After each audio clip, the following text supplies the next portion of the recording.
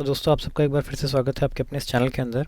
इस सीरीज़ के अंदर हम लोग पढ़ने की कोशिश कर रहे हैं द्विघात समीकरण क्वाड्रेटिक इक्वेशंस के बारे में। अभी तक जो मैंने पीछे कुछ वीडियोस अपलोड किए हैं उसके अंदर मैंने आपको समझाने की कोशिश किया कि द्विघात समीकरण क्वाड्रेटिक इक्वेशंस होती क्या हैं, कैसे इनको पहचाना जा सकता है।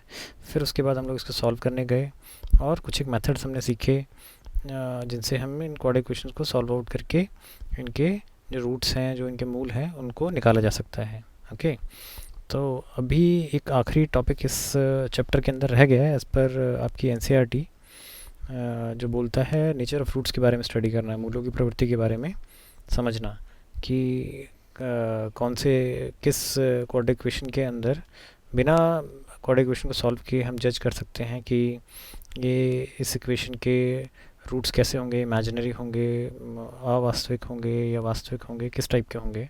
तो आज कोशिश करते हैं इस कंसेप्ट को समझने का कि कैसे हम इन सब चीज़ों को पता लगा सकते हैं। ओके, तो एक काम करते हैं, इस टॉपिक को समझने के लिए हम लोग जो हमारा basic equation of quadratic equation है उससे स्टार्ट करते हैं। ठीक है, जो हमारा जनरल इक्वेशन है वो हमको बोलता है ax² + bx + c = 0।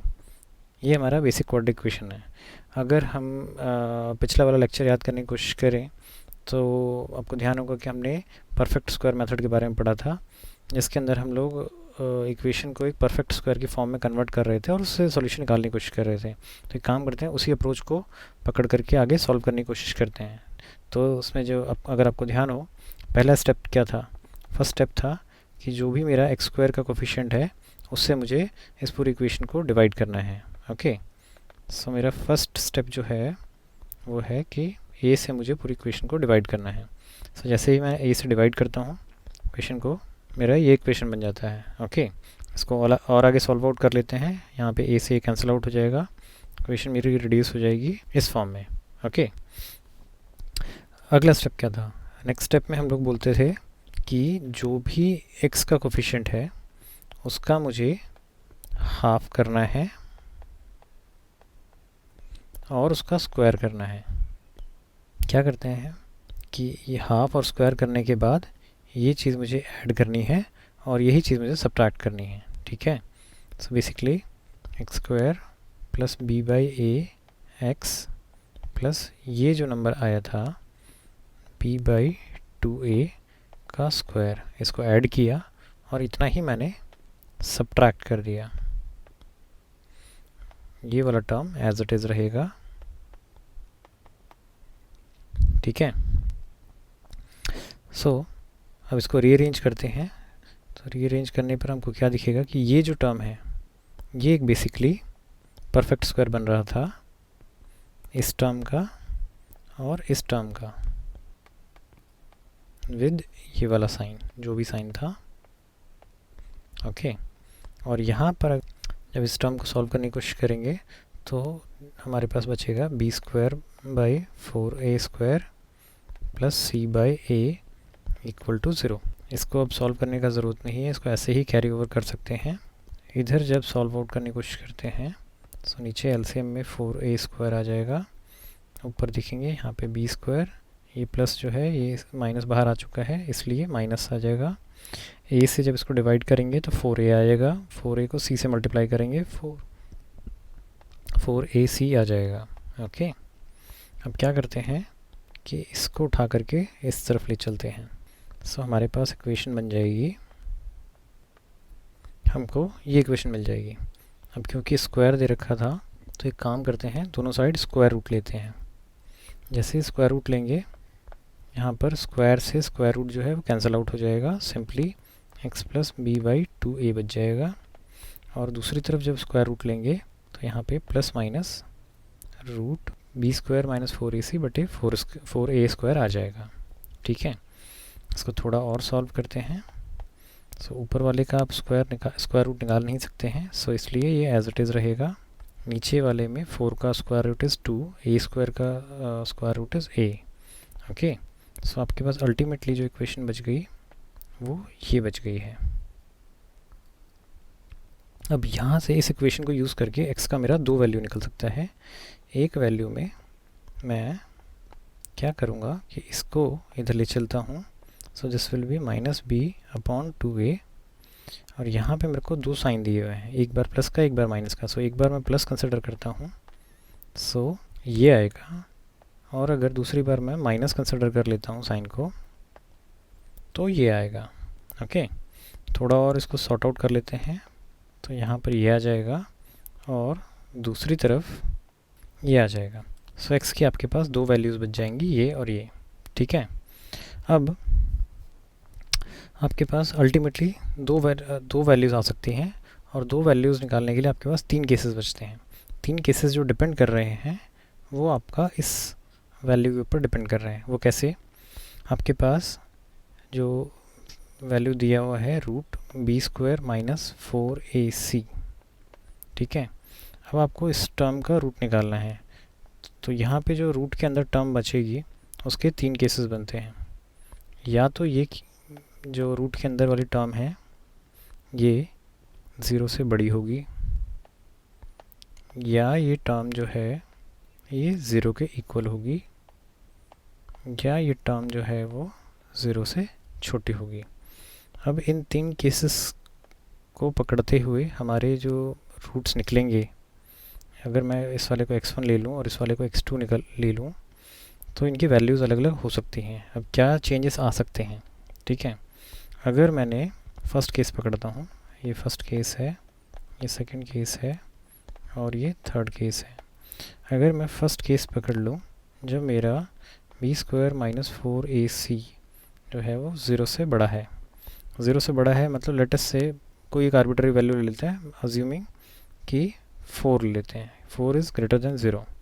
सो अगर 4 होता तो मेरा रूट b² माइनस 4ac जो निकल रहा था, ये वाला जो टर्म निकल रहा था यहाँ पर, ठीक है, ये वाला वैल्यू निकलेगा रूट 4 यानी कि 2। अब x1 का value is minus b plus 2 upon 2a हो जाएगा, और x2 का value minus b minus 2 upon 2a हो जाएगा। ठीक है, सो b और 2a का वैल्यू अगर डिफाइंड है तो इस केस में एक बार आप 2 ऐड कर रहे हो, एक बार आप 2 सब्ट्रैक्ट कर रहे हो। सो ये वैल्यू कुछ और आएगा, ये वैल्यू कुछ और आएगा। सो इसका मतलब ये निकला कि जब मेरा ये केस बन रहा था तो मेरा x1 और x2 इक्वल नहीं आ रहे थे। ठीक है, और साथ साथ ये था कि x1 और x2 जो था वो रियल था, कोई इमेजिनरी नंबर नहीं था। सो इससे हमको क्या पता लगता है कि जब b² माइनस 4ac 0 से बड़ा होगा, उस केस में हमारे जो रूट्स होंगे वो एक तो रियल होंगे और दूसरे डिस्टिंक्ट होंगे। ठीक है, मतलब ये कि दो अलग अलग मूल आपको प्राप्त होंगे। ठीक है, ऐसे ही अगर आप सेकंड सिचुएशन को पकड़ते हैं, सेकंड सिचुएशन में हमने बोला था ये वाला केस b² माइनस 4ac जो है वो 0 होगा। जैसे ही ये b² माइनस 4ac 0 हुआ, इसका रूट जब निकालना था हमें, वो रूट 0 हो गया, यानी कि 0 ही आ गया। सो जो x1 का वैल्यू था minus b plus root b² minus 4ac बटे में 2a, और x2 का वैल्यू था minus b minus root b² minus 4ac बटे में 2a। जब मैं ये वैल्यू को 0 कर देता हूँ, यहाँ डाल देता हूँ, तो this will become minus b plus 0 बटा 2a, यानी कि माइनस b बटा 2a। सिमिलरली अगर मैं एक यहाँ पे बात करूँ, यहाँ 0 डाल दूँ, so this will be minus b minus 0 बटा 2a, यानी माइनस b बटा 2a। तो मुझे यहाँ क्या दिखता है कि बेसिकली जो x1 और x2 हैं उनका वैल्यू आपस में सेम हो गया। ठीक है, सो मेरे जो रूट निकले हैं ये मेरे रियल नंबर्स हैं, बेसिकली इमेजिनरी नंबर नहीं हैं। ठीक है, वास्तविक मूल निकले हैं।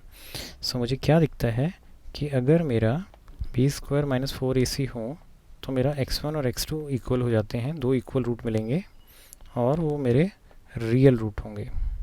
ठीक है, रियल एंड इक्वल, वास्तविक होंगे और बराबर होंगे। थर्ड केस पकड़ते हैं। थर्ड केस ये वाला है हमारा, b² माइनस 4ac ज़ीरो से छोटा हो जाए तो क्या होगा। लेट अस से ज़ीरो से छोटा होने का मतलब मान लेते हैं -1 हो जाता है, ठीक है। सो जब हम वैल्यू कैलकुलेट कर रहे थे √b² - 4ac, तो यहाँ पर अंदर वाली टर्म की जगह पर मैं अज्यूम कर लेता हूँ कि -1 है, क्योंकि हमको ज़ीरो से छोटा लेना है। सो जैसे ही आप √-1 करते हैं, 1 का तो आप रूट निकाल लेंगे, बट आप माइनस का रूट नहीं निकाल पाएंगे। सो ये मेरा इमेजिनरी बन जाता है बेसिकली, या अवास्तविक बन जाता है हिंदी में बोले तो, ठीक है।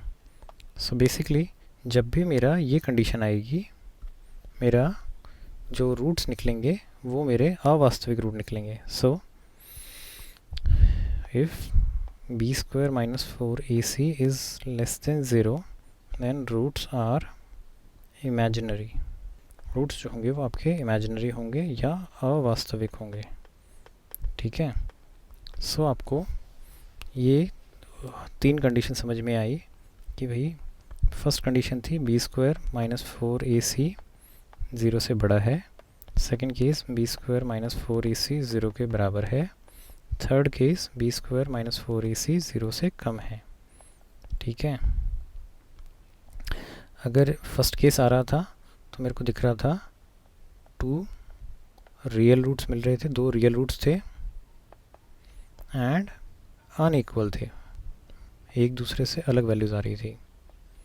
जब मेरा इक्वल टू 0 हो जा रहा था तो उस केस में रियल एंड इक्वल रूट्स निकल रहे थे, और जब मेरा 0 से कम हो जा रहा था तो इमेजिनरी रूट निकल रहे थे, अवास्तविक रूट निकल रहे थे, ठीक है। सो अवास्तविक रूट हमको निकालने का ज़रूरत नहीं पड़ता है, ठीक है। अब हम इस फंडे को ध्यान में रखते हुए ये समझने की कोशिश कर सकते हैं कि हमको सिंपली अगर कोई b, a और c का वैल्यू दे दे तो हम ये बता सकते हैं कि भाई हमारे रूट्स जो हैं वो रियल और इक्वल होंगे, अनइक्वल होंगे, या रियल और इक्वल होंगे, या इमेजिनरी होंगे। हमको पूरा सॉल्व करके दिखाने का ज़रूरत नहीं है। अगर कोई हमको सॉल्व करने के लिए बोलता है तो सॉल्व करने के लिए भी हम लोगों ने फंडा ऑलरेडी निकाल ही लिया था। ये जो फॉर्मूला लगाया है x = -b + √b² - 4ac/2a और -b - √b² - 4ac/2a, ठीक है। तो इस फॉर्मूले का हम यूज़ करके डायरेक्ट सॉल्व भी कर सकते हैं, और अगर सॉल्व नहीं करना है, सिर्फ पता करना है कि मूलों की प्रवृत्ति क्या होगी, रूट्स का नेचर क्या होगा, तो वो हम सिंपली इस वाले फॉर्मूले का यूज़ करके भी कर सकते हैं। उम्मीद है यहाँ तक आप लोगों को समझ में आया होगा कि रूट्स का नेचर जो है वो कैसे वर्कआउट करने का है। इसी के ऊपर बेस्ड करके कुछ एक क्वेश्चन आगे सॉल्व करने की कोशिश करते हैं और समझने की कोशिश करते हैं कि ये फंडा और कैसे काम करता है, ओके। तो आगे बढ़ने से पहले आप लोग को एक छोटा सा इन्फॉर्मेशन और देना चाहूँगा। यहाँ पर ये जो हम टर्म कैलकुलेट कर रहे थे b² - 4ac, और इसी को बेसिकली 0 के रेफरेंस में कंपेयर कर रहे थे, इस b² - 4ac वाला जो वैल्यू है इसको हम बेसिकली d से रिप्रेजेंट करते हैं, और ये d जो होता है बेसिकली स्टैंड करता है डिस्क्रिमिनेंट के लिए। हिंदी में अगर देखेंगे तो इसको बोलते हैं विविक्तिकर, ओके। बेसिकली जो आपके रूट्स के बीच में डिफरेंस आपको बताता है दैट इज़ कॉल्ड डिस्क्रिमिनेंट या विविक्तिकर, ओके। सो d = होता है आपका b² - 4ac। सो आपका जो x कैलकुलेट करने का फॉर्मूला था x = -b + √b² - 4ac/2a, आप इसको लिख सकते हो -b + √t/2a, ओके। सो ये d जो है ये आपका बताएगा कि आपके रियल और अनइक्वल रूट्स आने वाले हैं, रियल और इक्वल रूट्स आने वाले हैं, या इमेजिनरी रूट्स आने वाले हैं, ठीक है। आपकी जो NCERT की एक्सरसाइज 4.4 है वो बेसिकली इसी टाइप के क्वेश्चंस के ऊपर बेस्ड है, ओके। सो इस एक्सरसाइज कुछ क्वेश्चंस पकड़ करके सॉल्व करने की कोशिश करते हैं और समझने की कोशिश करते हैं कि इस टाइप के क्वेश्चंस को कैसे अटेम्प्ट किया जा सकता है। सो एक काम करते हैं, NCERT की जो एक्सरसाइज 4.4 है उसका क्वेश्चन नंबर 1 पकड़ते हैं।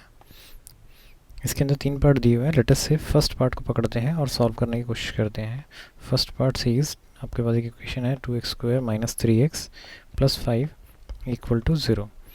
ये बोलता है कि इसके जो रूट्स हैं उसका नेचर यानी मूलों की जो प्रकृति है वो ज्ञात करनी है।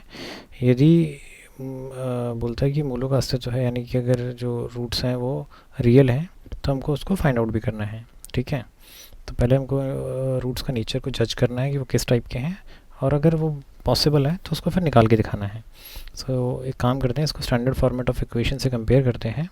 स्टैंडर्ड फॉर्मेट ऑफ इक्वेशन जो था वो हमारा ये था। सो यहाँ से मुझे दिखेगा ए का वैल्यू 2 है, बी का वैल्यू -3 है और सी का वैल्यू 5 है। So A is equal to 2, B is equal to -3 और सी इज इक्वल टू 5 है। ठीक है, सो यहाँ से पहला काम यही करते हैं कि डी का वैल्यू कैलकुलेट करते हैं। सो डी जो था वो बेसिकली b² - 4ac था। यहाँ पर b, a और c की वैल्यू डालते हैं। b का वैल्यू है -3, सो -3 का स्क्वायर -4 इंटू में a is 2 and c is basically 5। सो अगर देखेंगे -3 का स्क्वायर इज़ 9, माइनस में 4 2 ज़ा 8, 8 5 ज़ा 40, सो दिस बिकम्स माइनस का 31। सो d जो है वो मेरा 0 से कम आ गया है, और d जब मेरा 0 से कम आता था तो मेरा ये केस बनता था इमेजिनरी रूट्स का। ओके, इस इक्वेशन के जो रूट्स हैं वो बेसिकली इमेजिनरी आने वाले हैं, अवास्तविक आने वाले हैं। सो मैं उसको कैलकुलेट नहीं कर सकता हूँ। ठीक है, तो इस क्वेश्चन को आगे सॉल्व करने की ज़रूरत नहीं है। तो इसी सीरीज़ में आगे बढ़ते हैं और क्वेश्चंस को थोड़ा सा घुमाने की कोशिश करते हैं, जैसा कि आपके एनसीईआरटी ने किया है। इसका जो क्वेश्चन नंबर 2 है,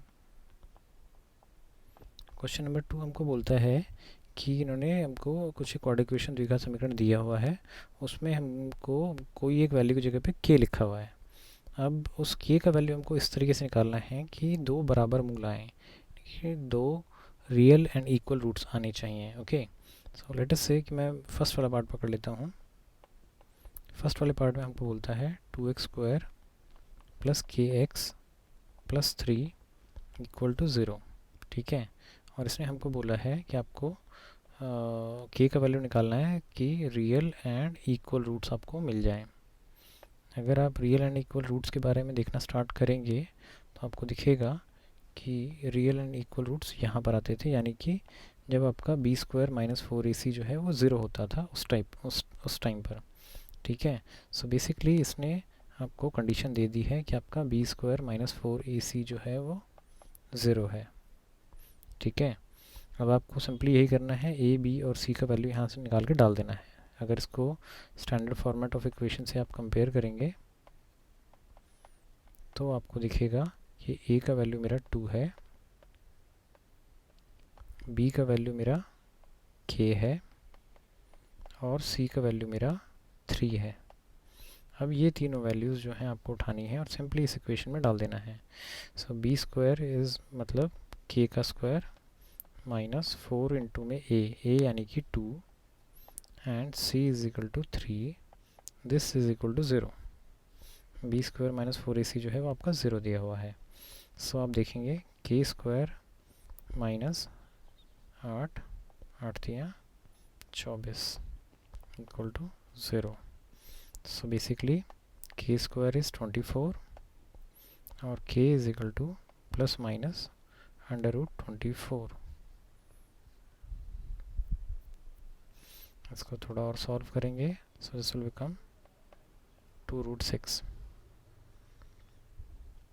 सो बेसिकली आपके पास k की दो वैल्यूज़ बच जाती हैं, या तो k 2√6 होगा या k -2√6 होगा।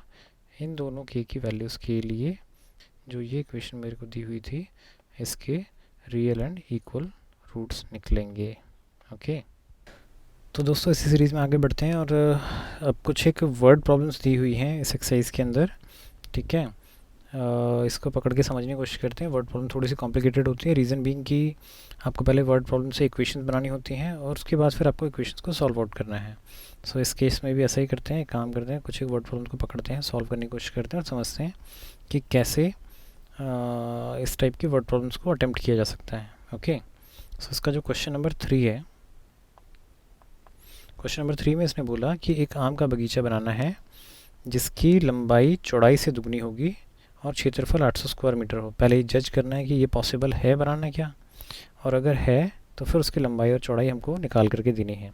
सो इसने बोला कि एक रेक्टेंगुलर हमको बगीचा बनाना है, ठीक है ना, जिसकी लंबाई जो है वो चौड़ाई से दुगनी होनी चाहिए और उसका क्षेत्रफल जो है वो 800 स्क्वायर मीटर होना चाहिए। ठीक है, पहला काम ये पता करना है कि ऐसा बगीचा बनाना पॉसिबल है भी कि नहीं है। अगर है तो फिर उसकी लंबाई चौड़ाई हमको निकाल करके दिखानी है। ठीक है, सो हम लोग मान लेते हैं, स्टार्ट करते हैं छोटी साइड से। लेट ब्रेड्थ यानी कि जो चौड़ाई है उसको x मान लेते हैं। अगर चौड़ाई x है मेरा, तो जो लंबाई होगी लेंथ वो इसका डबल होगी, सो 2x हो जाएगी। लंबाई चौड़ाई मिल गई। अब इसने बोला एरिया जो है वो 800 स्क्वायर मीटर है। सो एरिया जो होता है, area is basically length into breadth, लंबाई गुणा चौड़ाई। ये 800 स्क्वायर मीटर इसने दिया है। सो एल की जगह पर मैं लिख सकता हूँ 2x इंटू ब्रेड्थ की जगह पर मैं लिख सकता हूँ x। This is equal to 800 square metre. Okay, so अगर आप देखेंगे ये बन जाएगा 2x square is equal to 800।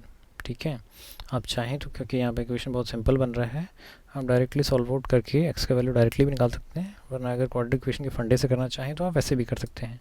तो एक काम करते हैं, हम क्वाड्रेटिक इक्वेशन के फंडे से ही सॉल्व करते हैं क्योंकि ये इस एक्सरसाइज का पार्ट है। सो 800 को दूसरी तरफ ले आते हैं। So this will become this thing. अगर मैं इसको standard format of quadratic equation से कंपेयर करता हूँ तो मुझे दिखेगा कि a का वैल्यू मेरा 2 है और x का कोई कोफिशिएंट यहाँ पे है नहीं, सो b का वैल्यू मेरा 0 हो जाएगा। c का वैल्यू मेरा ये बच गया, यानी कि माइनस का 800 हो गया। अभी ए बी सी निकल गया। अब हमारा अगला काम होता है d निकालना। पहले देखना कि क्या इसके रूट्स पॉसिबल हैं। रूट्स पॉसिबल होने का मतलब लंबाई और चौड़ाई इसकी पॉसिबल है कि नहीं है। ठीक है, सो वो रूट्स पॉसिबल चेक करने का तरीका ही है कि d का वैल्यू निकालते हैं और देखते हैं कि वो ज़ीरो या ज़ीरो से ऊपर आता है कि नहीं आता। और b का वैल्यू मेरा 0 है, सो 0 का square minus 4 into a is 2 into c is minus 800। So 0 का square is 0, this minus and this minus is basically plus, or 4 to the 8, 8 is a 64. So this becomes 6400. So d का value मेरा 0 से ऊपर आ रहा है। अगर 0 से ऊपर आ रहा है मतलब roots are real and unequal. Roots real भी हैं और एक दूसरे से अलग भी हैं। ठीक है, सो अब रूट्स निकालना है, तो रूट्स निकालने का formula x is equal to minus b plus minus root d upon 2a। ठीक है, सो माइनस b का value is 0 plus minus root d is basically root 6400 divided with 2 into a is 2। Minus 0 का तो कोई मतलब नहीं है, simply plus minus 6400 का रूट निकालेंगे तो 80 आ जाएगा डिवाइडेड विद 4। सो x का वैल्यू या तो मेरा प्लस 80/4 है या x का वैल्यू मेरा माइनस 80/4 है। अब x क्या था मेरा, x मेरा था बेसिकली, मैंने ब्रेड्थ मानी हुई थी। अब ब्रेड्थ जो है वो नेगेटिव नहीं हो सकते कभी भी। सो x का वैल्यू माइनस 80/4 कभी नहीं हो सकता, सिंपली x का वैल्यू 80/4 होगा। और 80/4 को जब सॉल्व आउट करेंगे तो x का वैल्यू 20 निकलेगा। ये मेरा ब्रेड्थ है। ओके, ऐसे ही अगर लेंथ निकालना पड़ जाए तो लेंथ हमने पीछे माना हुआ था यहाँ पर 2x। सो लेंथ का वैल्यू था 2x, सो 2 इंटू में x की जगह 20 रखा, सो 40 आ जाएगा। सो 20 मीटर बाई 40 मीटर का पार्क हमारा बन सकता है इस तरीके से कि उसकी लंबाई जो है चौड़ाई से दोगुना होगी और एरिया जो होगा वो 800 स्क्वायर मीटर होगा। ओके, उम्मीद है आप लोगों को समझ में आया होगा कि इस टाइप के क्वेश्चंस को कैसे अटेम्प्ट करना है। इवन दो इसमें देखेंगे थोड़ा ज़्यादा ट्रिक था कि जो आपका बीच में क्वाड्रेटिक इक्वेशन बन रहा था वो standard format of quadratic equation से मैच करता हुआ नहीं है, बट स्टिल आपको फंडा सेम ही रखना है, कंफ्यूज नहीं होना है। आप चाहें तो डायरेक्टली यहाँ पर भी इसको सॉल्व आउट कर सकते थे। सॉल्व आउट करने का तरीका यहाँ पे ज़्यादा सिंपल हो जाता। सिंपली आपको 2 से डिवाइड करना था, 400 हो जाता, और x का वैल्यू फिर प्लस माइनस √400 होता। So this will becomes plus minus 20 हो जाता, और x का वैल्यू -20 हो नहीं सकता है क्योंकि ये लेंथ है। सो x का वैल्यू +20 रहता। तो आप डायरेक्टली यहाँ पे भी कर सकते थे, बट ये कोई टिपिकल केस है जिसमें आपका क्वाड्रेटिक इक्वेशन के स्टैंडर्ड फॉर्मूले से मैच नहीं कर रहा है, बट आप फंडा सेम रखिए तो आपको अगर कोई और क्वेश्चन आएगा तो उसमें डिफिकल्ट नहीं आएगी करने। ओके, सो दोस्तों इसी सीरीज़ में आगे बढ़ते हैं और एक क्वेश्चन और पकड़ करके सॉल्व आउट करने की कोशिश करते हैं। ये आपके एनसीईआरटी का क्वेश्चन नंबर 4 है। ये बोलता है कि हमको पता करना है कि जो इन्होंने सिचुएशन दिया है क्या वो सिचुएशन पॉसिबल है। अगर पॉसिबल है तो इस सिचुएशन में जो कैरेक्टर्स दिए हुए हैं उनकी करंट एज यानी वर्तमान आयु वो निकालनी है। ठीक है, इसमें हमको सिचुएशन दिया हुआ है कि 2 फ्रेंड हैं ए और बी। ठीक है, इसने ये बोला कि आज की डेट में इन दोनों की आयु का जो योग है वो 20 ईयर्स है। ठीक है, फिर उसके बाद बोला कि 4 साल पहले उनकी जो एज थी उनका जो गुणनफल है मल्टीप्लिकेशन जो है वो 48 था। अब उसने बोला कि क्या ये सिचुएशन पॉसिबल है, अगर है तो फिर ए और बी का आज का एज निकालना है। ठीक है, सो एक काम करते हैं, अज्यूम करते हैं किसी एक से। ठीक है, और हमेशा ध्यान रखना एज वाले जितने क्वेश्चन होते हैं स्टार्ट हमेशा उनका वर्तमान में करना है, प्रेजेंट में करना है। Okay, so let present age of a is x. अगर ए का प्रेजेंट एज एक्स है और दोनों का प्रेजेंट एज मिला करके 20 है, अगर एक का 5 साल है तो बी का 15 साल हो गया। ऑब्वियस सी बात है, 20 में से आपने 5 माइनस कर दिया। So present age of B आएगा, this will be 20 minus X. ठीक है, यूजिंग इक्वेशन 1। ठीक है, अब जो इक्वेशन 2 था, इक्वेशन 2 हमको बोलता था कि 4 साल पहले 4 years ago एज ऑफ ए। अगर मैं ए का एज लिखता हूँ, ए का आज का एज है एक्स, आज का एज अगर 5 साल है तो 4 साल पहले वो 1 साल का था। कैसे निकाला, आज की एज में से आपने 4 साल सिंपली माइनस कर दिया। सो आज अगर मेरा आज किसी का एज एक्स है तो 4 साल पहले वो x-4 था।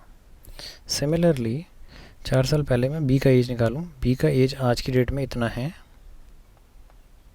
तो 4 साल पहले का एज निकालने के लिए 4 माइनस करना पड़ेगा। तो 20 में से 4 गया, 16 बच जाएगा, 16 माइनस एक्स हो जाएगा। अब इसने इक्वेशन 2 में हमको दिया है कि 4 साल पहले जो भी एज थी उनको मल्टीप्लाई करने पर आंसर 48 आता था। ठीक है, सो 4 साल पहले एक का एज इतना था, दूसरे का एज इतना था। अकॉर्डिंग टू द क्वेश्चन दोनों की एज 4 साल पहले वाला जो था उसको मल्टीप्लाई करने पर आंसर जो है वो 48 आता था। ब्रैकेट ओपन करते हैं, पहले इसको इससे, देन इसको इससे मल्टीप्लाई करते हैं, फिर इसको इससे मल्टीप्लाई करते हैं। सो जब x को मैं 16 से मल्टीप्लाई करूँगा तो दिस बिकम 16x।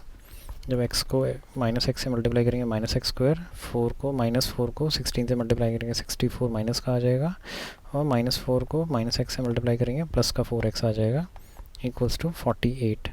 ठीक है, इसको थोड़ा सा रीअरेंज करते हैं। सबसे पहले x² को लिखते हैं माइनस का x², नाउ देन x वाले लिखते हैं 16 और +4 इज़ बेसिकली +20x, माइनस का 64 एज इट इज़। ये 48 दूसरी तरफ आएंगे तो माइनस का 48 हो जाएगा, दिस बिकम 0। और थोड़ा सा इसको सॉल्व आउट करने की कोशिश करते हैं, माइनस का x² +20x and this becomes 112 equal to 0। अब इसको standard format of quadratic equation से कंपेयर कर लेते हैं। सो मुझे दिखेगा ए का वैल्यू जो है वो मेरा -1 है, बी का वैल्यू जो है वो मेरा +20 है, और सी का वैल्यू जो है वो मेरा माइनस का 112 है। ना अब इसका रूट्स हमको निकालना है। पहले ये देखना है कि ये सिचुएशन पॉसिबल है या नहीं है। ये पॉसिबल तभी हो सकता है जब इसके रूट्स जो हैं वो रियल आएँ। ठीक है, सो रूट्स चेक करने का तरीका है, सिंपली डी निकालो। D is basically b square minus 4ac। No यहाँ पे b का वैल्यू डालते हैं, b इज़ 20 माइनस, सो बी स्क्वायर के बाद आपको 4ac डालना है, 4 into a is -1 and c is -112। So 20 का square is 400। Now 1 minus, this is second minus, this is third minus, so effectively minus into minus is plus, then again minus is basically minus, and 4 into 112 is 448, so this will becomes -48। so जैसे ही आपका d का value 0 से कम आ गया, आपको पता लग गया कि भाई रूट्स जो हैं वो मेरे इमेजिनरी हैं, यानी कि रियल रूट्स इसके पॉसिबल नहीं हैं। सो अगर रियल रूट्स पॉसिबल नहीं हैं तो इसका मतलब ये सिचुएशन रियल में एग्जिस्ट कर नहीं सकता है। ओके, तो बस हमको इसको आगे सॉल्व करने का ज़रूरत नहीं है। उम्मीद है आप लोगों को समझ में आ रहा होगा कि कैसे जज करना है कि किसी इक्वेशन के अंदर रूट्स जो हैं रियल हैं, अनरियल हैं या इक्वल हैं। ओके, और कहाँ पे हमको क्वेश्चन को आगे सॉल्व करने का ज़रूरत है और कहाँ पे सॉल्व करने की ज़रूरत नहीं है। तो दोस्तों इसी सीरीज़ में आगे बढ़ते हुए इस चैप्टर का एक आखिरी क्वेश्चन और सॉल्व करने की कोशिश करते हैं। ओके, ये है क्वेश्चन नंबर 5। क्वेश्चन नंबर 5 में बोलता है कि हमको चेक करना है कि पैरामीटर 80 मीटर और एरिया 400 मीटर स्क्वायर, इस टाइप का कोई एक पार्क बन सकता है क्या? अगर बन सकता है तो उसकी लंबाई और चौड़ाई हमको निकालनी है। ओके, सो बेसिकली आपको एक रेक्टेंगुलर पार्क बनाने की कोशिश करनी है। ओके, जिसका पैरामीटर जो है वो इसने 80 मीटर्स दिया हुआ है और जो एरिया है वो बेसिकली 400 मीटर स्क्वायर दिया हुआ है। ओके, पूछा है कि ऐसा क्या पार्क बनाना पॉसिबल है, अगर है तो फिर उसका लंबाई और चौड़ाई निकालना है। ओके, सो अज्यूमिंग इसका लेंथ जो है वो l है और इसका ब्रेड्थ जो है वो b है। ठीक है, सो अगर मैं इसका पैरामीटर निकालने की कोशिश करता हूँ, so parameter is twice of length plus breadth. So ये इसने हमको 80 मीटर दिया हुआ है। ठीक है, अज्यूमिंग कि कोई एक साइड को मैं अगर अज्यूम कर लूँ कि वो मेरा x है, लेटस से b जो है वो मेरा x है, ब्रेड्थ जो है वो मेरा x है। सो ये वैल्यू जब मैं इस इक्वेशन के अंदर डालता हूँ, so twice of l plus x is equal to 80 आता है। ठीक है, सो इस 2 को जब इधर ले चलेंगे, सो ये 2 डिवाइड में चला जाएगा और यहाँ 40 आ जाएगा बेसिकली। ठीक है, सो जो l का वैल्यू निकलेगा, l विल बी, x को आप इस तरफ ले चलिए, this will become 40 minus x। So l मेरा निकल गया x की फॉर्म में, b जो था वो मेरा x की फॉर्म में है ही ऑलरेडी। ठीक है, सो अभी दोनों वेरिएबल, दोनों चीज़ें जो मेरे को निकालनी थी उनको मैंने x की फॉर्म में कन्वर्ट कर लिया है। ठीक है, अब बात करते हैं जो दूसरा इसने हमको चीज़ दिया था जिसको हमने अभी तक यूज़ नहीं किया है, वो है एरिया। एरिया जो होता है वो आप लोगों को पता होगा कि area is basically l into b. ये इसने हमको 400 दिया हुआ है। नाउ l की जगह पे मैं लिख सकता हूँ 40 माइनस एक्स इंटू b की जगह पे मैं लिख सकता हूँ x, and this is equal to 400। ठीक है, इसको सॉल्व आउट करने की कोशिश करते हैं। 40 और x को मल्टीप्लाई करेंगे, this will become 40x, x और x को मल्टीप्लाई करेंगे, दिस विल बिकम माइनस का x square, this is equal to 400। Now इसको इधर लाते हैं और रीअरेंज करते हैं। सबसे पहले x स्क्वायर को लिखते हैं, दिस इज़ माइनस का x square, then this 40x is of plus, और ये 400 जो था दूसरी तरफ आकर के माइनस का 400 बनाएगा, दिस इज़ इक्वल टू 0। अब ये क्वाड्रेटिक इक्वेशन का स्टैंडर्ड फॉर्मेट आपको दिख रहा है, तो एक काम करते हैं, इसको standard format of quadratic equation से कंपेयर कर लेते हैं। ठीक है, so this becomes ax square plus bx plus c equal to 0। So a जो है वो मेरा हो जाएगा माइनस का 1, b जो है वो मेरा हो जाएगा प्लस का 40 और c जो है वो मेरा हो जाएगा माइनस का 400। अब ये सिचुएशन पॉसिबल है या नहीं, ये पता करने का बहुत ही सिंपल तरीका है कि आप d निकालिए। d is equal to b square minus 4ac। Now b is 40 minus 4 into A is minus 1 into C is minus 400.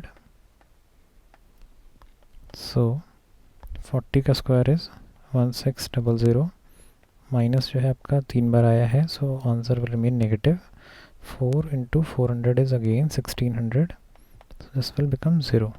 सो अगर d का वैल्यू मेरा 0 निकलता है, सो हमको पता है कि जो रूट्स होंगे वो आपके रियल होंगे एंड इक्वल होंगे, मतलब वास्तविक होंगे और बराबर होंगे. ठीक है, सो बेसिकली ये सिचुएशन फिजिबल है क्योंकि आंसर आपका d का वैल्यू 0 आ रहा है, मतलब रियल रूट्स निकल रहे हैं आपके. सो अगर मैं x का वैल्यू निकालने की कोशिश करूँ, x will be minus b plus minus root d upon 2a. Now this d is 0, so simply जो मेरा आंसर बचेगा this will be minus b upon 2a. So यहाँ पर b और a का वैल्यू डाल देते हैं. b is again my 40 and a का वैल्यू डालते हैं. a का value is minus 1, so this will become 2 से कैंसिल आउट करते हैं और इस माइनस से माइनस को कैंसिल आउट करते हैं. x का वैल्यू निकलेगा मेरा 20. सो x क्या था मेरा, x was basically my breadth. So जो मेरा ब्रेड्थ है वो मेरा निकल गया 20 मीटर्स. नाउ लेंथ जो था वो हम लोगों ने यहाँ पे कैलकुलेट किया हो, will be 40 minus x. So length मेरा निकलेगा 40 माइनस 20 यानी कि 20 मीटर्स. सो लेंथ मेरा 20 है, ब्रेड्थ मेरा 20 है. सो अगर आप क्वेश्चन को वेरीफाई करना चाहते हैं तो क्वेश्चन में आपको इनिशियली बोला गया था कि जो पैरामीटर है वो मेरा 80 मीटर्स है. अब इस केस में अगर आप देखेंगे, सो पैरामीटर जो होता है वो हमारा twice of l plus b का डबल होता है बेसिकली. ओके, सो इस केस में एल जो है वो मेरा 20 है, बी जो है वो भी मेरा 20 है. सो 2 इंटू में 40 हो जाएगा, दिस बिकम्स 80 मीटर्स. सो यही हमको पैरामीटर 80 मीटर्स उसने दिया हुआ था. सो इस तरीके से आपका पैरामीटर वेरीफाई हो जाता है, एक सिचुएशन आपका वेरीफाई हो जाता है. दूसरा इसमें हमको दिया हुआ था कि जो एरिया है वो मेरा 400 स्क्वायर मीटर है और एरिया हम जानते हैं रेक्टेंगल का होता है L इंटू बी. इस केस में L जो है वो मेरा 20 है और B जो है वो भी मेरा 20 है. सो 20 और 20 को जब मल्टीप्लाई करेंगे सो आंसर अगेन 400 आता है.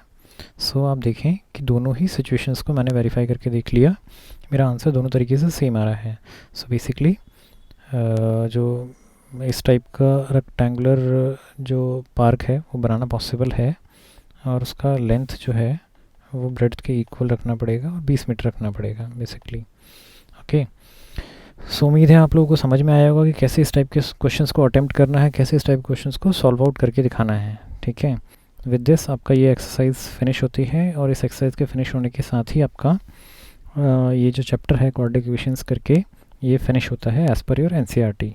ओके, अगर आप लोगों को ये लगता है कि मैं इस सीरीज़ ऑफ लेक्चर्स के अंदर कुछ ऐसा है जो बताना छोड़ गया हूँ या छूट गया है मुझसे, या कुछ ऐसा है जो मैं प्रॉपर तरीके से नहीं समझा पाया हूँ, या ऐसा है कुछ जो आप चाहते हैं कि मैं और डिटेल में समझाऊँ, तो आप कमेंट सेक्शन में जाकर के मुझे टैग कर सकते हैं. मैं कोशिश करूँगा कि भरपूर आपके क्वेश्चंस को रिप्लाई कर सकूँ या हो सके तो आपके क्वेश्चंस के ऊपर कोई वीडियो बना करके अपलोड कर सकूँ. ओके, विद दिस इस सीरीज़ ऑफ लेक्चर को यहीं पे वाइंड अप करते हैं. नेक्स्ट सीरीज़ के अंदर कोई एक नया टॉपिक पकड़ करके उसको नए सिरे से समझने की कोशिश करेंगे. Till then keep smiling and keep learning. Bye bye.